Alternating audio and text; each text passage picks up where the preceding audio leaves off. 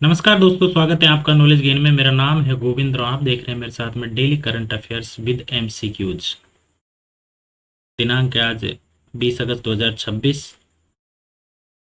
और 20 अगस्त 2026 से जो भी न्यूज़पेपर में, चाहे वो द हिंदू हो, चाहे इंडियन एक्सप्रेस हो, चाहे जनसत्ता हो, चाहे कोई टाइम्स ऑफ इंडिया हो, उनमें जो भी हमारी एग्जाम ओरिएंटेड न्यूज़ आई हैं उनको सबको हम यहाँ आज डिस्कस करेंगे और एमसीक्यूज भी सॉल्व करेंगे प्रत्येक न्यूज़ के साथ में।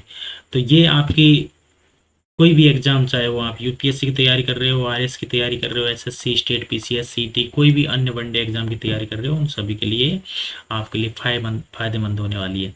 तो चलिए देखते हैं खबरें क्या हैं हमारी आज की हमारी 10 इंपॉर्टेंट खबरें हैं, जिनमें पहली है ट्रिब्यूनल सुधार विधेयक 2026 से रिलेटेड।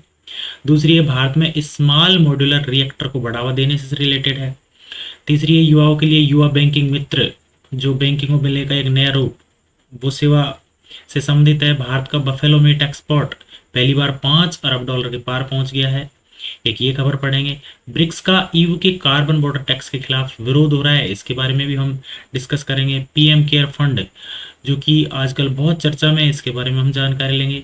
VRV102 एक इंजेक्शन है जो एलडीएल कोलेस्ट्रॉल को कम करने के लिए जीन एडिटिंग थेरेपी से विकसित की गई है, उसको हम डिस्कस करेंगे। और अरेबियन सी में यूएसएस अब्राहम लिंकन भारत के लिए समुद्री रणनीति क्यों महत्वपूर्ण है, इसके बारे में डिस्कस करेंगे। एनटीए बहुत ज़्यादा चर्चा में है। प्रोटेस्ट होने के बावजूद भी एनटीए में परीक्षा सुधार नहीं हो पा रहा है, परीक्षाओं में अभी पेपर लीक हो रहे हैं, तो इसके बारे में हम देखेंगे कि 4 स्तरीय जांच व्यवस्था क्या है। और 10वां हमारा जो टॉपिक रहेगा, छात्र प्रदर्शनों पर सुप्रीम कोर्ट की जो हाई पावर कमेटी बैठाई है उसके बारे में देखेंगे, उसका पावर कमेटी ने क्या डिसीजन दिया है। तो चलिए आगे बढ़ने से पहले हम आज पढ़ते हैं आज का एक मोटिवेशनल कोट कि मंजिल कितनी भी दूर क्यों ना हो, अगर हौसले मजबूत हो और रास्ते खुद बन जाते हैं। ये बात कितनी अच्छी कही है कि कितनी दूर क्यों ना हो, लेकिन हौसला मजबूत हो तो रास्ते अपने आप बनते चले जाते हैं। क्योंकि आज की मेहनत ही कल की पहचान बनती है, बस रुकना मत। कितनी अच्छी बात है कि रुकना मत, कंटिन्यू, धीरे धीरे धीरे धीरे चलते रहना। क्योंकि जीत उसी की होती है जो आखिरी तक डटा रहता है, जो लास्ट तक डटा रहता है, जीत उसी की होती है। तो ये आपके सामने एक मोटिवेशनल कोट था। अब देखते हैं हम आज की न्यूज की फर्स्ट खबर है हमारी, ट्रिब्यूनल सुधार विधेयक 2026 को संसद ने मंजूरी दे दी है। क्या है ये, तो इसके बारे में डिस्कस करते हैं। देखो, इसकी मुख्य बात ये है, जो ट्रिब्यूनल रिफॉर्म्स बिल है 2026 वो संसद में पारित हुआ है। इसका उद्देश्य था कि विभिन्न न्यायाधिकरणों के प्रशासन और कार्य प्रणाली में सुधार करना है। जो भी ट्रिब्यूनल्स हैं विभिन्न, उनके प्रशासन और कार्य प्रणाली में सुधार करना है। क्या है ये ट्रिब्यूनल्स की अर्ध न्यायिक निकाय होते हैं, जो वैसी जुडिशियल बॉडीज होती हैं जो विशेष प्रकार के विवादों का विशेषज्ञता के साथ निपटारा करते हैं। अब ऐसे कौन से विवाद होते हैं जो ये निपटारा करते हैं, इनमें क्या है, थोड़ा फास्ट डिसीजन, फास्ट जजमेंट मिलता है, ज़्यादा टाइम नहीं लेते ये डिसीजन देने में। तो जो भी ऑफिसर्स होते हैं, गवर्नमेंट एम्प्लॉयज होते हैं, सरकारी जो अधिकारी वगैरह होते हैं, उनके जो सेवा कार्यकाल से जो रिलेटेड अधिकांश जो केसेस होते हैं वो सारे ट्रिब्यूनल्स में ही जाते हैं। तो देखिए, इसमें कुछ महत्वपूर्ण बदलाव किया गया है। नए विधेयक में national tribunals commission UT NTC की स्थापना का प्रावधान है। तो इसमें कुछ महत्वपूर्ण बदलाव है, जो क्या है कि ट्रिब्यूनल सदस्यों का कार्यकाल 5 वर्ष का होगा। आयोग द्वारा नाम की अनुशंसा के बाद केंद्र सरकार को 3 महीने के भीतर नियुक्ति करनी होगी। इसका उद्देश्य नियुक्तियों में पारदर्शिता और ट्रिब्यूनल्स को कार्यक्षमता बढ़ाना है। ट्रिब्यूनल्स की स्वतंत्रता को लेकर सुप्रीम कोर्ट और केंद्र के बीच लंबे समय से बहस चल रही है। इससे जो संबंधित हैं वो हमारे 5 फैक्ट्स भी बनते हैं, जो कि एग्जाम में बहुत उपयोगी हो सकते हैं। कि संविधान में जो ट्रिब्यूनल्स है उससे संबंधित प्रावधान है भाग 14 के ए में, भाग 14 के ए में इससे रिलेटेड प्रावधान है हमारे संविधान में।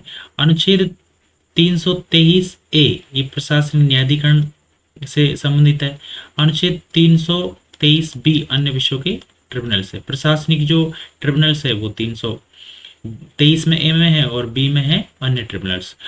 तो ये जो चंद्र कुमार केस है 1997 में, उससे न्यायिक समीक्षा को संविधान की मूल संरचना से जोड़ा गया था। ट्रिब्यूनल्स का उद्देश्य होता है विशेषीकृत और अपेक्षाकृत शीघ्र विवाद को निपटारा करना, मतलब बाकी कोर्ट से बहुत जल्दी ये शीघ्र विवाद निपटारा कर देती है। चलिए, इससे रिलेटेड एक क्वेश्चन बनता है, तो बताइए ट्रिब्यूनल्स रिफॉर्म्स बिल 2026 के संदर्भ में निम्नलिखित में से कौन सा कथन सही है? इसका आंसर बी है, इसको आप देख लीजिएगा, है ना, कि नेशनल ट्रिब्यूनल्स कमीशन का प्रावधान है जो अभी नया इसमें बिल लाया गया उसमें। चलिए दूसरा क्वेश्चन देखिए। दूसरा हमारा जो न्यूज है वो है भारत में परमाणु क्षेत्र और स्मॉल मॉड्यूलर रिएक्टर से, एमएसआर से। ये क्या है?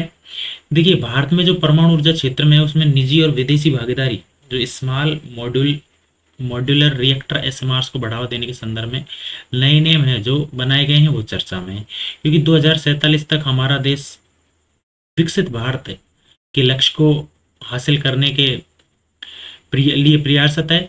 तो 2037 तक 100 गीगावाट जो परमाणु रिएक्टर है उसमें हमारी कार्य क्षमता का लक्ष्य रखा गया है। एसएमआर पारंपरिक बड़े परमाणु रिएक्टरों की तुलना में छोटे जो मॉड्यूलर होते हैं उनके लिए ये उपयोगी, दुरुस्त और ऊर्जा गहन उद्योगों में इसका यूज किया जाता है। समाचार में विशेष रूप से यह तथ्य महत्वपूर्ण है कि विदेशी परमाणु जो तकनीक है भारत में उपयोग के लिए संबंधित तकनीक का मूल देश में जो रेगुलेटरी सर्टिफिकेशन है वो आवश्यक होगा। विदेशी जो परमाणु तकनीक होगी वो भारत के लिए उसको अप्रूवल देना बहुत आवश्यक हो जाएगा। तो एसएमआर क्या है? एसएमआर है स्मॉल मॉड्यूलर रिएक्टर। एसएमआर की क्षमता सामान्य बड़े परमाणु संयंत्रों की तुलना में कम होती है। भारत की परमाणु ऊर्जा नीति में यूरेनियम और थोरियम दोनों महत्वपूर्ण है। भारत का परमाणु ऊर्जा कार्यक्रम department of atomic energy DAE के अधीन है और भारत में परमाणु ऊर्जा के लिए नियामक संस्था एईआरबी है। ये परमाणु ऊर्जा के लिए नियामक संस्था है। चलिए, इससे रिलेटेड हमारा एक क्वेश्चन बनता है कि एसएमआर स्मॉल मॉड्यूलर रिएक्टर के संदर्भ में कौन सा कथन सही है? तो इसका कथन सही क्या है कि ये छोटे आकार के मॉड्यूलर रिएक्टर हैं, छोटे आकार के। चलिए खबर तीसरी देखते हैं। अगली खबर है हमारी, युवाओं को बैंकिंग से जोड़ने के लिए युवा बैंकिंग मित्र स्टार्ट किया गया है। क्या है युवा बैंकिंग मित्र? तो देखो, वित्त मंत्री ने जो सार्वजनिक क्षेत्र के बैंक है उनको विशेषकर 16 वर्ष से अधिक आयु के युवाओं के लिए बैंकिंग को अधिक आकर्षक और सरल बनाने पर जोर दिया है। क्या है कि आज की युवा आबादी क्या है, डिजिटल तकनीक से काफी जुड़ी हुई है। जो हर कोई कार्य होता है वो लगभग मोबाइल से डिजिटल रूप से कर देते हैं घर में बैठे बैठे। इसलिए सार्वजनिक क्षेत्र के बैंकों को ट्रेडिशनल बैंकिंग से आगे बढ़कर डिजिटल, पर्सनलाइज्ड और एक्सेसिबल बैंकिंग पर ध्यान देने की आवश्यकता है। इस संदर्भ में युवा कियोस्क और युवा बैंकिंग मित्र जैसी पहलों पर चर्चा हुई है। यह खबर फाइनेंशियल इंक्लूजन और financial literacy plus digital banking तीनों से जुड़ती है। आरबीआई का फाइनेंशियल इंक्लूजन इंडेक्स मार्च 2026 में 70.0 तक पहुंच गया था, जबकि मार्च 2017 में यह 43.4 था। अच्छा, फाइनेंशियल इंक्लूजन इंडेक्स जारी कौन करता है? ये आरबीआई करता है। इसमें एक्सेस, यूजेज और क्वालिटी तीनों प्रमुख आयाम है। एमजेडीवाई वित्तीय समावेशन की प्रमुख सरकारी योजना है। प्रधानमंत्री जनधन योजना ये वित्तीय समावेशन के लिए योजना है। जेम का अर्थ है इसमें जनधन आधार मोबाइल। और फाइनेंशियल लिटरेसी और फाइनेंशियल इंक्लूजन एक दूसरे संबंधित हैं लेकिन अलग अलग अवधारणाएं हैं। चलिए, इससे रिलेटेड एक क्वेश्चन बनता है। क्वेश्चन है हमारा, आरबीआई के फाइनेंशियल इंक्लूजन इंडेक्स में निम्न में से कौन सा आयाम है? तो ये आयाम है एक्सेस, यूजेज और क्वालिटी। चलिए, क्वेश्चन नंबर 4 है हमारा बफेलो मीट से रिलेटेड, कि भारत में जो बफेलो मीट एक्सपोर्ट है वो पहली बार 5 अरब के पार हो चुका है। बताओ, इतना सारा हमारा बफेलो मीट एक्सपोर्ट होता है। तो जो बफेलो मीट है 2025-26 में बढ़कर 5.1 बिलियन हो गया है। अप्रैल जून 2026 में इसमें पिछले वर्ष की सामान्य अवधि की तुलना में 66.6% वृद्धि हुई है। भारत दुनिया के प्रमुख बोवाइन मीट एक्सपोर्टर में शामिल है। यह एक महत्वपूर्ण परीक्षा तथ्य, बहुत इंपॉर्टेंट है। भारत कैटल बीफ का निर्यात नहीं करता बल्कि बफेलो मीट तथा कारा बीफ का निर्यात करता है। बफेलो मीट को ही कारा बीफ कहते हैं, इसको याद रखिएगा, ये पूछ सकते हैं कभी शब्दावली में। एपीडीए का पंजीकृत प्रोसेसिंग प्लांट से निर्यात किया जाता है। सेफ्टी हाइजीन स्टैंडर्ड को पालना आवश्यक है। 2026 में और 27 में 2025-26 में भारत के प्रमुख बाजारों में वियतनाम, इजिप्ट, मलेशिया, यूएई और सऊदी अरबिया शामिल है। इनमें एक्सपोर्ट होता है। ये भारत के प्रमुख बाजार हैं, यहाँ पर ये बेफेलो मीट जाती है। तो एपीईडीए क्या है? Agriculture and processed food products export development authority. Agriculture and processed food products exporting development authority. APEDA की स्थापना 1985 में हुई थी। यह ministry of commerce and industries के अंतर्गत कार्य करता है। बफेलो मीट को अक्सर कारा बीफ कहा जाता है। पशुधन क्षेत्र, कृषि आय, खाद्य प्रसंस्करण और निर्यात तीनों से जुड़ा हुआ है। चलिए, इससे रिलेटेड एक क्वेश्चन बनता है कि भारत के संदर्भ में कारा बीफ शब्द का मुख्यतः किसके लिए प्रयोग किया जाता है? तो ये कारा बीफ किसके लिए प्रयोग किया जाता है? भैंस के मांस के लिए। चलिए, अगली खबर है हमारी कि ब्रिक्स देशों ने ईयू के कार्बन बॉर्डर टैक्स का विरोध किया है। जो ब्रिक्स देश है हमारे, ब्रिक्स में कितने देश हैं? वर्तमान में 11 हैं। इसकी स्थापना करने वाले देश 4 थे। 2010 में साउथ अफ्रीका जुड़ा था। तो 12वीं जो ब्रिक्स एनवायरमेंट मिनिस्ट्री मीटिंग्स में ब्रिक्स देशों ने यूरोपियन यूनियन के carbon border adjustment mechanism CBM का विरोध किया है। बैठक की अध्यक्षता भारत में नई दिल्ली में हुई है। अब समाचारों का हम विश्लेषण करें तो इसमें सीबीएम का जो उद्देश्य है उसमें है कार्बन इंटेंसिव प्रोडक्ट के आधार पर कार्बन एमिशन के आधार पर शुल्क लगाना है कि जितना जो कार्बन एमिशन करेगा उसका उतना ही ज़्यादा शुल्क लगेगा। तो इससे कौन कौन सी वस्तुएं प्रभावित होंगी? हमारी स्टील की होगी, आयरन की होगी, एल्युमिनियम की होगी, सीमेंट की होगी, फर्टिलाइजर होगी, क्योंकि ये सब कहाँ बनती है? ये फैक्ट्रीज में बनती है। यहाँ से ये सबसे ज़्यादा कार्बन एमिशन करते हैं, इसलिए इन पर टैक्स लगेगा, तो ये वस्तुएं प्रभावित होंगी। तो विकासशील देशों का तर्क है कि इस प्रकार का कर उनके निर्यात पर अतिरिक्त बोझ डाल सकता है। सीबीएम का रिपोर्ट फेज 1 अक्टूबर 2026 से शुरू हुआ था। 1 जनवरी 2023 से शुरू हुआ था। 1 जनवरी 2026 से इसका पूर्ण कार्यान्वयन शुरू हुआ है। तो सीबीएम क्या है? Carbon border adjustment mechanism. इसे यूरोपियन यूनियन ने लागू किया है। इसका संबंध है कार्बन लीकेज से। क्लाइमेट नेगोशिएशंस में सीबीडीआर आरसी सिद्धांत महत्वपूर्ण है। CBDR RC common but differentiated responsibilities and respective capabilities होती है। चलिए, इससे रिलेटेड हमारा क्वेश्चन बनता है सीबीएम मुख्यतः किससे संबंधित है? तो सीबीएम मुख्यतः किनसे संबंधित है? बहुत देखो इंपॉर्टेंट क्वेश्चन है, कार्बन रिलेटेड पर्यावरण से। तो ये है हमारा बी, कार्बन गहन आयातित वस्तुओं और कार्बन आधारित सीमा समायोजन से। चलिए, अगली खबर की ओर चलते हैं। अगली खबर है हमारी पीएम केयर फंड से। तो पीएम केयर फंड्स में योगदान और खर्च में गिरावट आई है। कैसे? जो पीएम केयर फंड है, वित्त वर्ष में 2024-25 के दौरान कुल योगदान घटकर 479.96 करोड़ रहा है।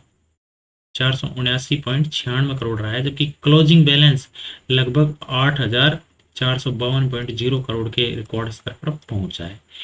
पीएम केयर्स की स्थापना कोविड-19 महामारी के समय हुई थी। ये पीएम केयर आजकल बहुत चर्चा में भी, क्योंकि इसका कोई अकाउंटेबिलिटी नहीं है कि इसका पैसा जा खा रहा है।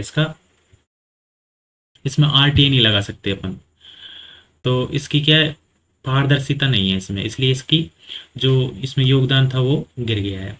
पूरा नाम इसका क्या है? Prime minister citizen assistance and relief emergency situation fund. ये एक पब्लिक चैरिटेबल ट्रस्ट है, कोई भी इसमें डोनेट कर सकता है। पीएम केयर्स फंड की स्थापना 27 मार्च 2022 को हुई थी। प्रधानमंत्री इसके एक्स ऑफिशियो चेयरमैन है। रक्षा मंत्री, गृह मंत्री और वित्त मंत्री इसके एक्स ऑफिशियो ट्रस्टी हैं। पीएम केयर्स और पीएमएनआरएफ अलग अलग फंड है। पीएम केयर्स का उपयोग आपातकालीन परिस्थितियों में राहत एवं सहायता के लिए किया जा सकता है। इससे रिलेटेड क्वेश्चन क्या बनता है कि पीएम केयर्स फंड के संबंध में कौन सा कथन सही है? तो कौन सा है? यह एक पब्लिक चैरिटेबल ट्रस्ट के रूप में पंजीकृत है। चलिए, अगली खबर हमारी एक इंजेक्शन से एलडीएल कम करने वाली जीन एडिटिंग थेरेपी से। तो क्या है जीन एडिटिंग थेरेपी? तो VER-102 नाम की एक्सपेरिमेंटल थेरेपी ने एक क्लिनिकल ट्रायल में एक सिंगल इन्फ्यूजन के बाद एलडीएल कोलेस्ट्रॉल में लगभग 60 से 62% तक कमी दिखाई है। तो VER-102 in vivo base editing तकनीक पर आधारित है। जिसका लक्ष्य लीवर में मौजूद PCSK9 जीन को टारगेट करना। PCSK9 LDL कोलेस्ट्रॉल के मेटाबॉलिज्म को प्रभावित करता है। जीन एडिटिंग के जरिए इसे परमानेंटली मॉडिफाई करने का प्रयास किया जा रहा है। यह खबर बायोटेक्नोलॉजी प्लस जीन एडिटिंग और हेल्थ केयर की एक महत्वपूर्ण खबर है। LDL का पूरा नाम क्या है? Low density lipoprotein. LDL को सामान्यतः बैड कोलेस्ट्रॉल कहा जाता है। गुड कोलेस्ट्रॉल भी होता है और बैड कोलेस्ट्रॉल भी होता है। तो LDL होता है जो बैड कोलेस्ट्रॉल होता है, जो हमारी बॉडी के लिए सही नहीं होता। PCSK9 कोलेस्ट्रॉल मेटाबॉलिज्म से जुड़ा जीन प्रोटीन पथवे है। इन विवो का अर्थ है शरीर के अंदर। जीन एडिटिंग में DNA के विशिष्ट हिस्से को टारगेटेड तरीके में बदलने का प्रयास किया जाता है। इससे रिलेटेड एक क्वेश्चन देख लेते हैं हम। क्वेश्चन है हमारा, VERBE102 थेरेपी मुख्यतः किस जीन को टारगेट करने के लिए चर्चा में रही है? तो वो है बी, PCSK9। चलिए अगली खबर है मेरी, USS अब्राहम लिंकन और अरेबियन सी की रणनीतिक महत्ता। क्या है ये खबर? अमेरिकी aircraft carriers USS Abraham Lincoln लंबे समय से समुद्र में तैनात है। अब्राहम अरेबियन सी तथा स्टेट ऑफ हॉर्मुज की वर्तमान रणनीतिक स्थिति के संदर्भ में चर्चा है। क्या है? एयरक्राफ्ट कैरियर किसी देश की ब्लू वाटर नेवल कैपेबिलिटीज का महत्वपूर्ण हिस्सा है। प्रतीक भी है। अरेबियन सी भारत के लिए विशेष रूप से महत्वपूर्ण क्यों है? क्योंकि यह इंडियन ओशियन रीजन का हिस्सा है। भारत की पश्चिमी समुद्री व्यापार इसी क्षेत्र से जुड़ा है। पर्शियन गल्फ से आने वाली एनर्जी ट्रेड इसी व्यापार मेरीटाइम रीजन से गुजरती है। State of Hormuz global energy supply के लिए अत्यंत महत्वपूर्ण चेक पॉइंट है। भारत के पास वर्तमान में INS विक्रांत और INS विक्रमादित्य एयरक्राफ्ट कैरियर है। INS विक्रांत भारत का पहला इंडिजीनियसली बिल्ट एयरक्राफ्ट कैरियर है और INS विक्रांत को डिस्प्लेसमेंट लगभग 45,000 टन है। भारत के एयरक्राफ्ट कैरियर इंडियन नेवी का हिस्सा है। State of Hormuz Persian gulf को पर्शियन ओमान से जोड़ता है। ये क्वेश्चन पूछा भी गया है और आने वाले एग्जाम में पूछा जा सकता है क्योंकि बहुत इंपॉर्टेंट खबर है करंट की। अरेबियन सी इंडियन ओशन का उत्तरी पश्चिमी भाग है। इंडियन ओशन का उत्तरी पश्चिमी भाग ये, और गल्फ ऑफ ओमान और गल्फ ऑफ पर्शियन गल्फ, ये इससे इसको स्टेट ऑफ हॉर्मुज कहते हैं। इससे रिलेटेड हमारा एक क्वेश्चन बनता है कि निम्न में से कौन सा स्टेट ऑफ हॉर्मुज से संबंधित सही कथन है? तो पर्शियन गल्फ और गल्फ ऑफ ओमान ये क्वेश्चन बनता है। चलिए अगली खबर देखते हैं। अगली खबर हमारी है कि NTA में परीक्षा सुधार व्यवस्था में बड़ा बदलाव हुआ है। जो NTA है उसमें परीक्षाओं में सुरक्षा से बड़ा बदलाव किया गया है। हालांकि परीक्षा रोकने में, नकल रोकने में और परीक्षा सही तरह से कराने में नाकाम रही है, फिर भी केंद्र सरकार ने नेशनल टेस्टिंग एजेंसी NTA की परीक्षा प्रणाली में बड़े सुरक्षा और प्रशासनिक बदलाव की घोषणा की है। इनमें 4 स्तरीय प्रश्न पत्र, स्क्रूटनिंग सिस्टम और CISF सुरक्षा जैसी व्यवस्थाएं शामिल है। NTA देश का कई महत्वपूर्ण परीक्षा आयोजित करती है। परीक्षा प्रणाली में प्रश्न पत्र की फैक्चुअल, टाइपोग्राफिकल और ट्रांसलेशन एरर्स को कम करना महत्वपूर्ण है। जो प्रस्तावित सुधार हैं उनमें 4 टायर क्वेश्चन पेपर स्क्रूटनी है। लगभग 600 एम्पैनल्ड एक्सपर्ट में बदलाव है। NTA हेडक्वार्टर में उच्च सुरक्षा व्यवस्था है। CISF सिक्योरिटी है। साइबर और इंफॉर्मेशन सिक्योरिटी से जुड़े नए प्रोफेशनल पोस्ट हैं। कॉन्फिडेंशियल एग्जामिनेशन मटेरियल की सुरक्षा है। अच्छा, NTA क्या है? नेशनल टेस्टिंग एजेंसी है। NTA की स्थापना 2017 में हुई थी और ये मिनिस्ट्री ऑफ एजुकेशन के अधीन कार्य करता है। NTA NEET न्यूज UG और JEE मेंस जैसी प्रमुख परीक्षाओं से जुड़ा हुआ है। CUT वगैरह की जो केंद्र की एग्जाम होती है उनको ये करवाता है। Public examination prevention of unfair act 2024 में परीक्षा में अनुचित साधनों को रोकने से संबंधित है। तो NTA की स्थापना कब हुई थी? 2017 में। चलिए इससे रिलेटेड एक क्वेश्चन बनता है कि NTA में प्रस्तावित 4 स्तरीय जो प्रश्न पत्र स्क्रूटनी सिस्टम का मुख्य उद्देश्य है वो क्या है? तो वो है प्रश्न पत्र में फैक्चुअल, टाइपोग्राफिकल एवं ट्रांसलेशन एरर को कम करना। चलिए आज की लास्ट खबर है हमारी, छात्र प्रदर्शनों पर सुप्रीम कोर्ट की हाई पावर्ड कमेटी। अभी जो कॉकरोच जनता पार्टी के द्वारा जंतर मंतर पर जो प्रदर्शन किया गया था, तो उसमें बहुत सारे जो प्रोटेस्टर थे उन पर FIR दर्ज की कर ली गई। तो उनसे रिलेटेड एक सुप्रीम कोर्ट ने एक हाई पावर्ड कमेटी बनाई है। तो ये हाई पावर्ड कमेटी किस लिए बनाई है? क्योंकि ये मामला संविधान के मौलिक अधिकारों और पुलिस जवाबदेही से भी जुड़ता है, इसलिए ये बहुत ज़्यादा इंपॉर्टेंट बन जाता है हमारी यूपीएससी और आरएस जैसी एग्जाम के लिए, बहुत ही महत्वपूर्ण है, क्योंकि इसमें कॉन्सेप्ट कॉन्स्टिट्यूशनल कंसेप्ट भी आते हैं। एक तो आता है आर्टिकल 9 जो कि speech and expression and peacefully assembly से रिलेटेड है। आर्टिकल 21 आता है लाइफ एंड पर्सनल लिबर्टी से, प्राइवेसी से संबंधित है। आर्टिकल 1 टू 142 जो कि सुप्रीम कोर्ट को एक कंप्लीट जस्टिस के लिए विशेष शक्ति देता है। इसके साथ फेशियल रिकॉग्निशन, डिजिटल सर्वेलेंस और प्राइवेसी जैसी कंटेम्प्रेरी इश्यूज भी इससे जुड़ते हैं। तो ये बहुत इंपॉर्टेंट हमारी खबर है पॉलिटी से रिलेटेड। तो क्या है, देखो, अनुच्छेद 19 नागरिकों को 6 स्वतंत्रताएं प्रदान करता है। शांतिपूर्ण और बिना हथियार सभा रखने की स्वतंत्रता आर्टिकल 1 बी में है, जो कि इससे खबर से रिलेटेड है। अनुच्छेद 21 जीवन और व्यक्तिगत स्वतंत्रता से संबंधित है। अनुच्छेद 32 मौलिक अधिकारों के परिवर्तन के लिए सुप्रीम कोर्ट जाने का अधिकार देता है कि आपके यदि मौलिक अधिकारों का हनन हो रहा है तो आप आर्टिकल 32 का यूज करके आप डायरेक्ट हाई कोर्ट जा सकते हैं। और अनुच्छेद 142 सुप्रीम कोर्ट को कंप्लीट जस्टिस के लिए एक विशेष शक्ति देता है।